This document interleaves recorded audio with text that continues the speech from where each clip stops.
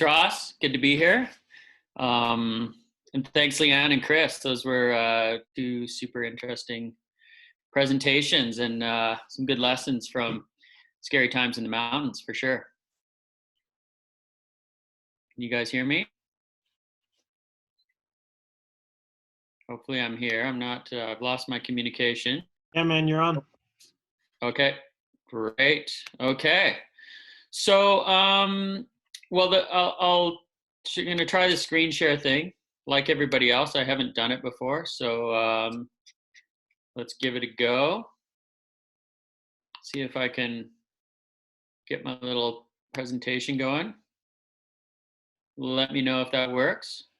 Should say skiing in strange places, Russia 2012.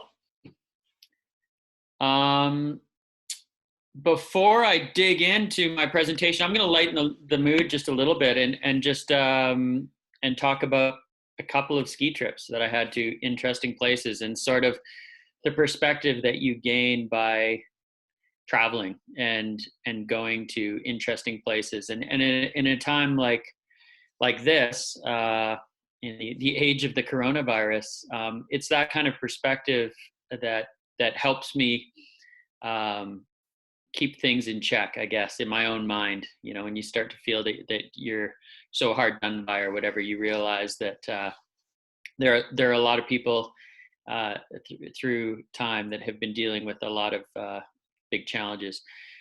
Before I get into that, because I'm just always curious what people are doing, what am I doing? I'm currently here in Whistler, where I live, and I'm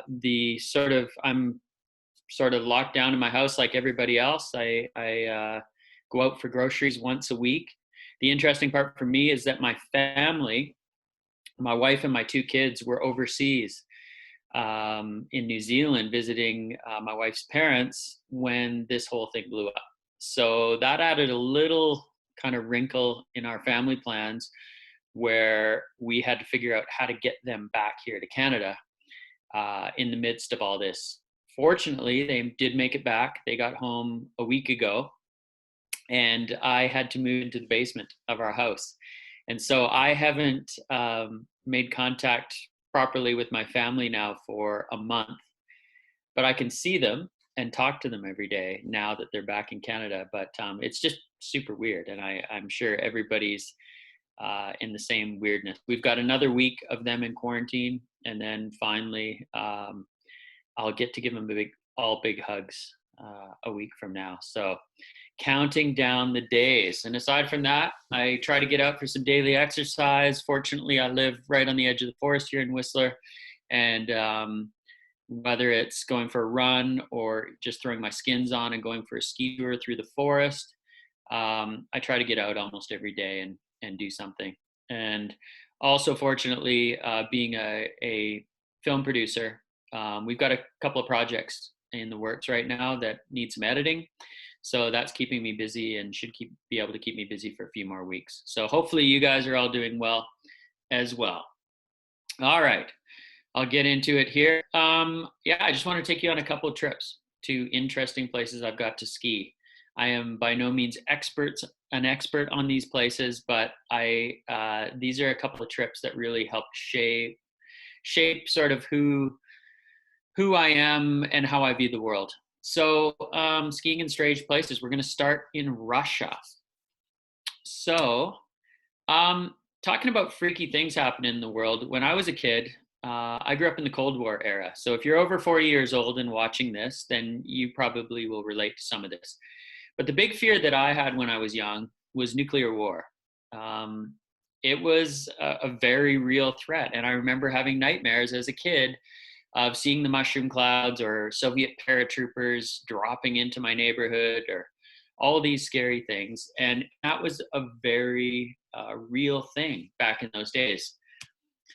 And the reason was that the arms race between the US and the USSR at the time, and lots of banter back and forth between presidents and threats and all these kinds of scary things going on. And so that sort of hung in the background of my entire childhood through the 70s and 80s.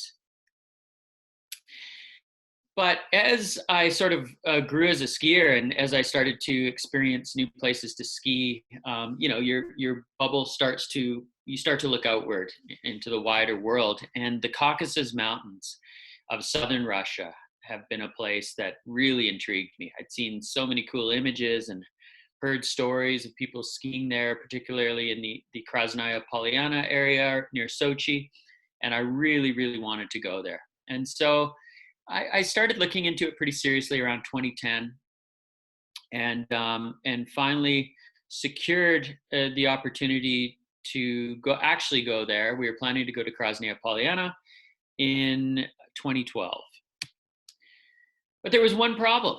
And this is something that didn't even cross my mind until we went to book the trip. But with the Sochi Olympics coming up in 2014, the Russian government essentially shut the entire area down for construction. They had to build the Olympics. They were somewhat starting from scratch because there wasn't a lot at Krasnaya Polyana.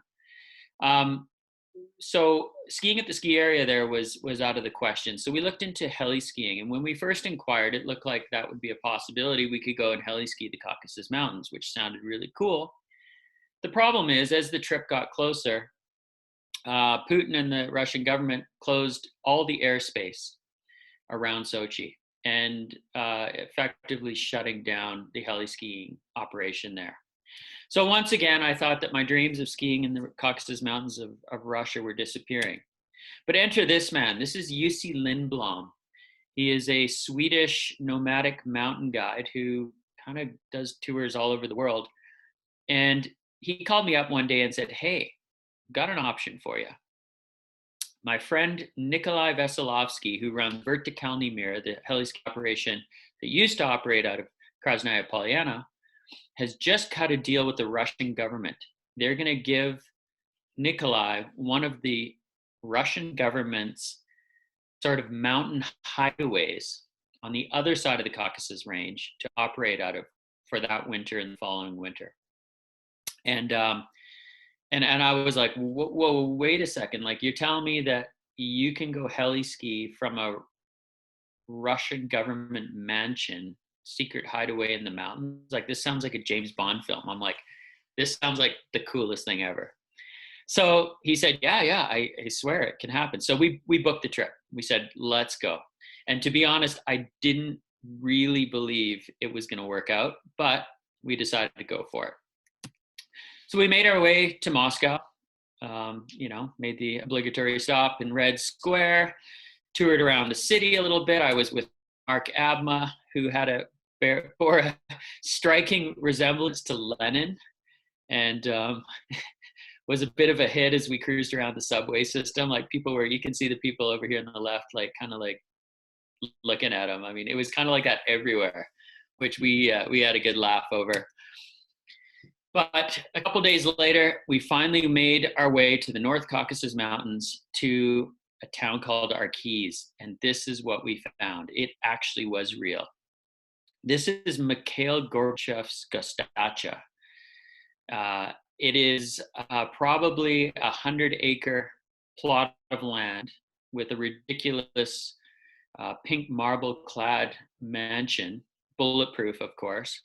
And absolutely ridiculous in every way. It was everything that you would hope for in a secret hideaway lair of the Russian government, complete with the red phone and the white phone, which were in almost every room. And apparently the red phone will get you straight to the Kremlin.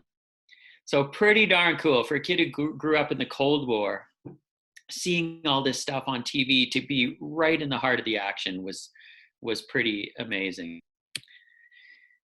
We learned when we were there that this particular mountain hideaway had some real sort of global political significance. On the left here is Mikhail Gorbachev, who was the president of Russia. On the right was Chancellor Helmut Kohl of West Germany, I believe. And the deal that brought down the Berlin Wall and united Germany from East and West Germany was actually signed on the table that we were eating our snacks on in the evening. So pretty cool to be sort of in that kind of spot on a ski trip.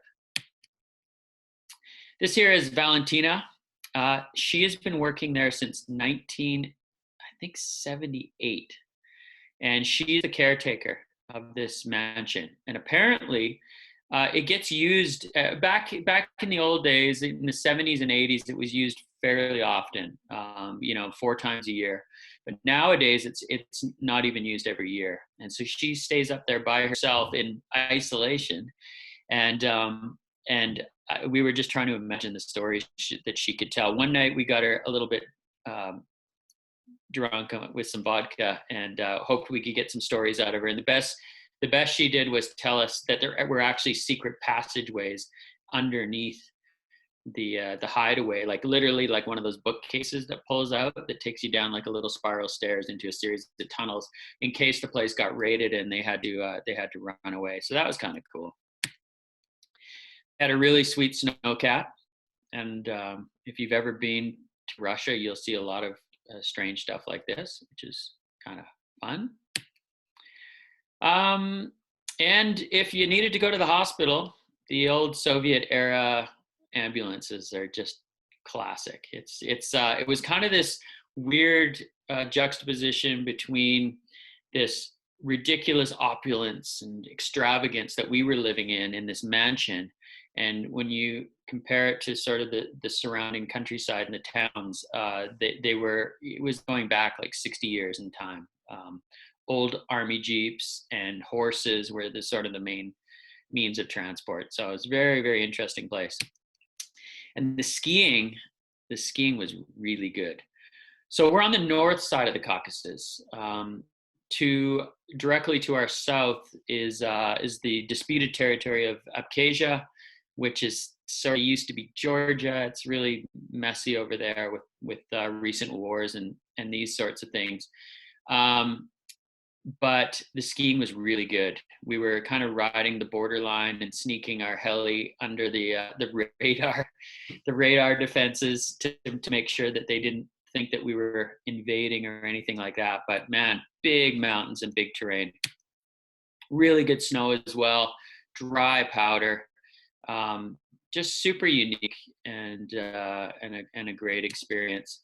And deep. We were lucky. You go on one of these ski trips. We were only booked there for a week, but we hit it pretty good. We had some deep snow and a lot of good times. So, and the locals, keep in mind, we're on the north side of the Caucasus Mountains, and there's no tourism there. There's no ski areas near there, and there's no reason that foreigners really ever go to that region. So the locals were quite intrigued at what we were doing there. They were super friendly. They were mixed religious backgrounds in this one little valley. There was all these different religious organizations, and it was just super interesting to see this very, very simple life these people led. This is our driver who was with us for the whole trip, named Igor. He was really stoked to have some tourism business. Tourism on the north side of the Caucasus has really struggled since the Chechnya issues that sort of arose in the last 15 years.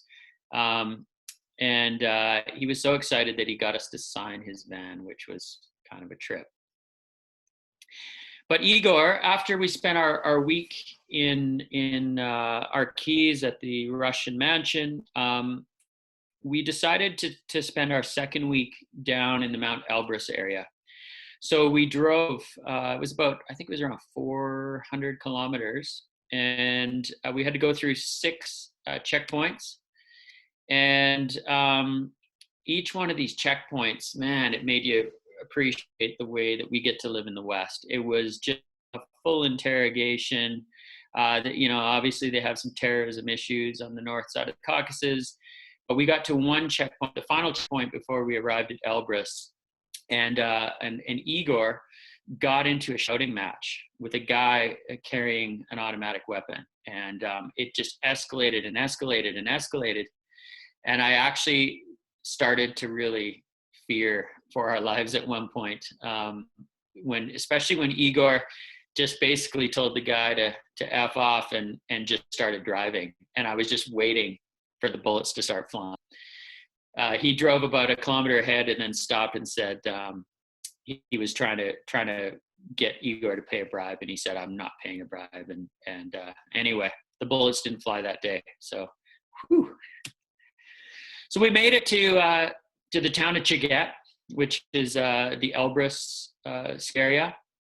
Here's the crew, happy to be there. And this was really interesting. So we were there exactly 1 year after the gondola that you see in the background of this photo was bombed by terrorists. And I think they killed 3 tourists were shot by snipers while they skied, which is a fairly terrifying thing to think about.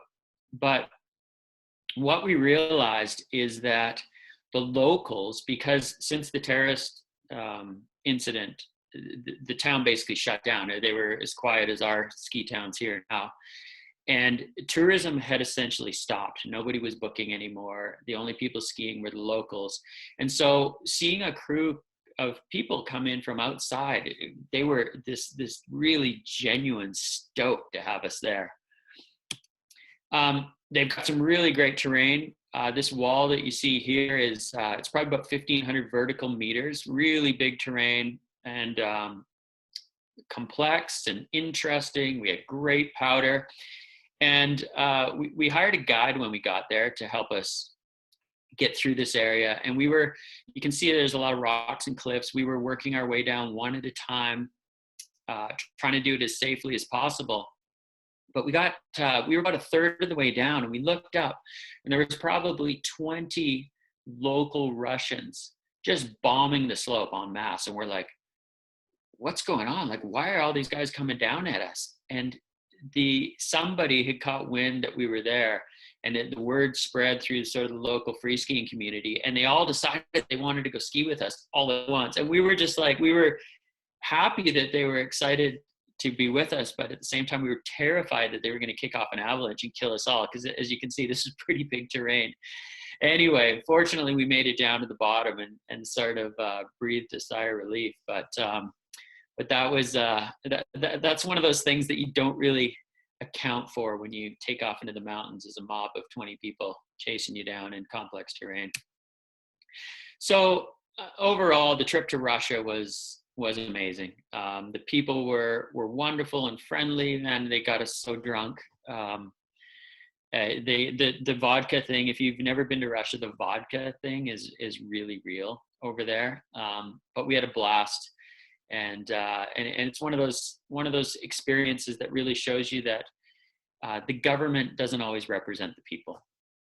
The people were overall extremely welcoming and friendly and wonderful. And it kind of opened up my eyes to, as a Cold War kid, growing up through all that fear and rhetoric, to actually go and visit these places and see these people was a fun experience. So my next little adventure I'd like to take you on is a place that I'd always dreamed of going skiing, and that is in Kashmir. I wanted to go there for at least a decade, and finally the opportunity came in 2017. And you can see in this photo, I went with Cody Townsend, Kaylin Thorian, Louisa Rosengren, Scott Markowitz, and Cam Sylvester. And it was one of the best trips I've ever done. So when you go to ski in Kashmir, you fly into Delhi, and Delhi is complete madness. And I tell you, we think we have it tough here in the Western world, going through this whole COVID-19 isolation and all the measures that we have to do. But I tell you, if you spend time in a place like Delhi and you imagine trying to lock that city down and keep people inside, it's just a level beyond imaginable. Just the density of people and the tiny little spaces that they live in. I'm really feeling deeply for what's going on. And they have like very severe threats right now. I believe you can be jailed if you are caught outside of your place in India right now. So it's a very real thing over there.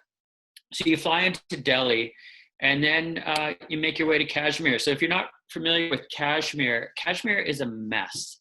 It is it's up in this. Let me see if I can get my. No, I don't have my cursor here, but it's the you see India in brown, Pakistan in green, and where the darker green and the darker brown and the darker red are, the red is China. That's Kashmir, and it's a region that's been disputed for so much of its existence. It's when the sort of the subcontinent, when the British left in 1947, and I'm not an expert on this, so I'm sure there's people listening that know way more than me, but here's just what I sort of basically know. When the Indian subcontinent broke up and the British left in 1947, the country of India was formed, the country of Pakistan, and there was a dispute over who was going to claim Kashmir. And that's why you see those darker colors up there. Even at one point, the Chinese were in there. And it's been kind of a mess for those people ever since. India controls most of it, but there's a line of control, and Pakistan has a section, and it's a really, really challenging place for those people, because the Kashmiris are Kashmiris. They're a unique type of people being sort of caught in the middle of this tug of war between these mega nations, and they're going through a real hard time. For the last many years, they sort of ebb and flow through times where there's a lot of violence, there's a lot of disruption to daily life. And most recently, on August 4th, 2019, the Indian government changed some rules on the way they were going to govern Kashmir, and it sent the area into a bit of chaos. They've actually, we think we've been on lockdown for 2.5, 3 weeks, but these people have essentially been locked down since beginning of August 2019, and they don't have internet. They took the internet away. It is completely wild to think they can't meet in groups of larger than 4. Their businesses and their tourism industry has completely collapsed, and it's really tough. I still keep in touch with a couple of people that helped us on our trip, and they've been finding ways to sneak some internet here and there, but it's been really tough for them. But Kashmir is unique. It's a Muslim area. And our goal was to go skiing at Gulmarg, which is the main ski area in that region. And you fly into the town of Srinagar. And the first thing you notice when you get off the plane is that there are so many military folk, so many police, and they're all carrying automatic weapons. And I remember our plane landing and being surrounded by like 10 guys in full camo gear with just their eyes showing, and all of them holding automatic weapons as we got off the plane. So it was kind of freaky at first, but it is pretty interesting how quickly you get used to that. Another thing that surprised me about Kashmir is when you drive from the airport, Srinagar, up to the mountains, you see all these big houses. I'd always, I think for me at least, in these countries that aren't as developed as we are in the West, you think that people live in these tiny little shacks, or, that it's really tough living. But you can see here, these are just typical houses that you see on the outskirts of Srinagar everywhere. People, they live quite well, actually, and they've come from a time where they had a lot of wealth and a lot of resources. The third thing that struck me was there is there were monkeys everywhere, in the trees. You get out of your hotel in the morning, there'll be a monkey standing there, and they're kind of nasty. They're not these cute little creatures. They'll steal your bag, they'll steal any food you have, and they've got huge teeth. So arriving in Gulmarg, the ski area is actually quite big, but down at the base is an area with a lot of beginner terrain, and it was really cool to see the locals come out to ski. It cost I think ski rentals were $2, and a lift ticket on these lower lifts was about $2. It was like $4 for a day to go skiing. And they come out and they're so enthusiastic and fired up to do this. This is like, like for us, it's an escape for them. Going up to the mountains is this way to do something special, and they're so proud of Kashmir. Everyone says it's a paradise on earth. It's paradise. It's paradise, and it is an incredibly beautiful area, and full of some really great people, including this guy. This is Mushtaq Mir. He was our guide, and Mushtaq is actually the guy who I stay in contact with.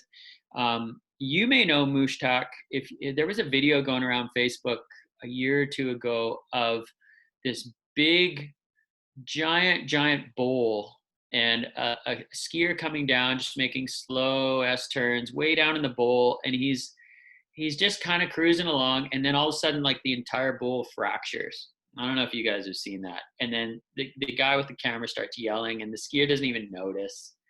But anyway, that was Mushtaq. That was this guy right here, and he was our guide. He was great. When it comes to guiding in Kashmir, it's a little bit more about showing people around and a little bit less about mountain safety, we'll say. Our first clue that maybe mountain safety wasn't super high on his list is when we went to do our first ski tour and he put his skins on backwards. So if you pick up a local guide, they're great at the lay of the land and sort of getting you through. But mountain safety, you definitely want to have your skills up to speed before you go to Kashmir. At the beginning of our trip, we couldn't have timed it better. We had 3 meters of snow in 3 days. It was some of the hardest continuous snowfall I've ever experienced, and the tree skiing there was great. We had one day actually it was too deep to ski, like we just couldn't get on any terrain. We were terrified of like even the smallest, like a roof avalanching on us. But eventually we managed to things settled out a little bit. We managed to get some great powder skiing. Then it kind of got warm, so we headed down to Srinagar, to Dal Lake, which is just one of those magical cultural experiences. And this was sort of the heart of tourism in Kashmir, especially when the British were in there in the early 1900s to 1940s. There was a lot of tourists that visited, and they would go on these houseboats. This is the interior of a houseboat that we went and stayed on, and there's all these houseboats lined along the shores of the lake, sort of like a throwback to the glory days of tourism when people would come from all over the world to visit Kashmir and experience the magic of Dal Lake. So we sort of felt like we almost had the place to ourselves, and went out for a morning visit to the local floating vegetable market, which is something if you ever go there you have to go experience. It was just a really unique, and as much as I like skiing around the world, it's these cultural experiences that really keep me going as well. So finally the skies cleared, we got a little bit more snow, and we were able to get back up high onto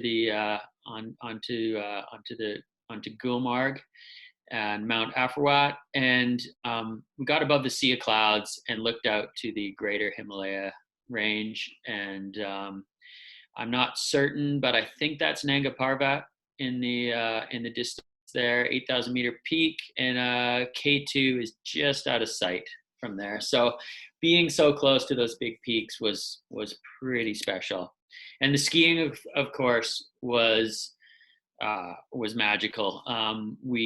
We had fairly stable avalanche conditions, and we were able to really get out and kind of open it up in this really unique terrain, kind of a mix between mellow Alaska spines and Japan with the big birch trees, and really unique and fun and great skiing. So on this day, we took a run out off the ski area into the backcountry that led us down to this small isolated town in this valley called Drang. And this town has no road access in the winter at all. The only way you can get to it is to walk a few kilometers from the nearest road and larger town. And we stopped there, and we met the people, and the people saw us come through the village, because I don't think much sort of happens there, especially in the winter. But they saw us come down and came out and said hello, and it was just really interesting to see this sort of different, very, very simple life that these people lead, where they largely just stay in their village. The kids go to school. The farmers are doing whatever because there's nothing to farm, and it kind of reminds me a little bit of what we're going through, and how life sort of has slowed down and has become more simple. And we chatted with the kids and gave them some candy, and then we gave them some rides in the back of our skis and had some good laughs, and just shared what it is to be a human. I think we get so caught up these days in technology and trying to keep up with the latest this or that, or social media and all this junk. And it's kind of nice sometimes just to boil it down to its essence. And as tough as this whole COVID-19 thing is, at the same time, I think there's opportunity in it for us to sort of simplify things and get those priorities figured out. And I feel very fortunate to do what I've done and been able to travel and experience these different cultures. And it's really helped shape a bit of perspective, especially when we're going through tougher times like this. So hopefully you can lean on those kinds of things too, and try and keep a positive outlook. Look at the good things that are coming out of this. Obviously, there's no shortage of news about the bad things, but it's not all bad. It's kind of what we make it. So that's that. I will pull my screen thing off here if I can.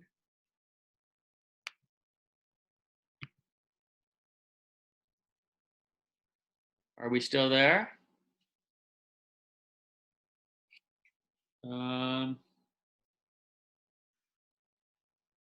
Let me see here. I'll go to the Ross. Did you guys hear all that? Yeah, Mike, that was awesome. Right on. Yeah, that was great. So I'll go to the questions first here in the Q&A. What location is next on your bucket list to ski? Well, that's an interesting one, because I was on the guilt trip thing with Chris Rubens, and I've been feeling guilty too, and I really cut down on my travel in the last couple of years.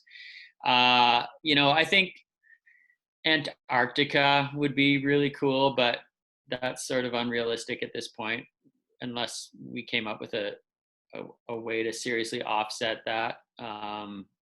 But I enjoy skiing in weird places. I'd love to go to Morocco. I think Africa would be neat. I've never been to Africa, but anywhere where there's a good cultural experience. I did go the year after Kashmir. I went to Georgia and skied the other side of the Caucasus Range, which was pretty cool.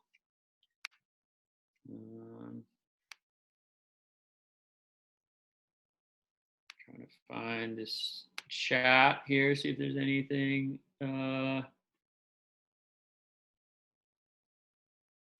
Thank you. Let's see here. What did you think of your trip to Whakapapa? We've got some Kiwis on board here. Yeah, I mean, New Zealand is a really great country. My family is Kiwi, but the other half, my wife's from New Zealand. So I've been fortunate enough to spend quite a bit of time in New Zealand, and Whakapapa is a really special place. I love the people there. you guys have the worst weather though in the world. I swear. Like I've never seen wind and just just weather. And but it holds a dear place in my heart.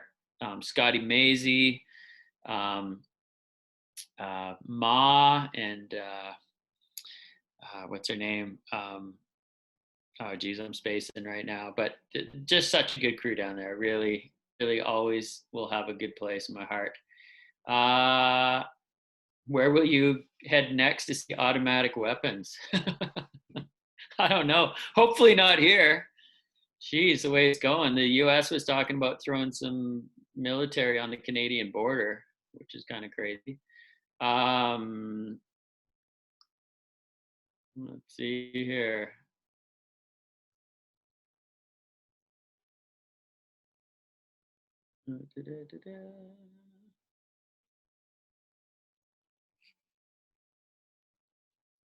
Oh, have I done a D spin this year? You know what? I haven't. And that was my big goal for the year. For those who don't know, D spin is like kind of my signature trick that I came up with like 20 over 20 years ago. And it's kind of become a bit of a mission as I've gotten older to keep doing it and see if I've still got it. I turned 50 this past year, so that was a big goal for the season. I was a little bit busy in January. I didn't have a chance to. And then in February, I started warming up for it and doing some tricks. I actually had a crash, tweak my shoulder. And so that slowed me down a little bit. And then just as I was starting to ramp up and get ready to give it a go in March, this whole coronavirus thing ramped up. And yeah, I haven't been able to ski. So I think it's going to have to wait, but that's okay. Everything has to wait. What do you do? Okay. I think that's it. Thanks for sticking around, everybody. I hope that that you're staying sane in all this madness, and thanks to Ross and everyone that's helped put this together. It's been fun.